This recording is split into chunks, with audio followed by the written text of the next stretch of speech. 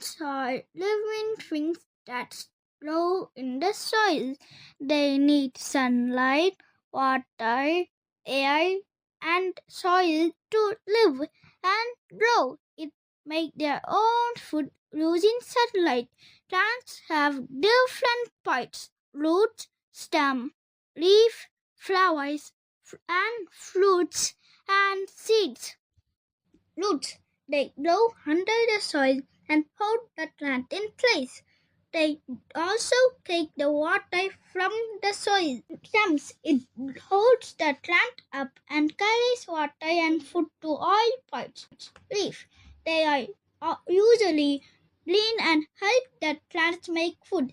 Flowers. They are colorful and can grow into fruits and seeds. They help make new plants.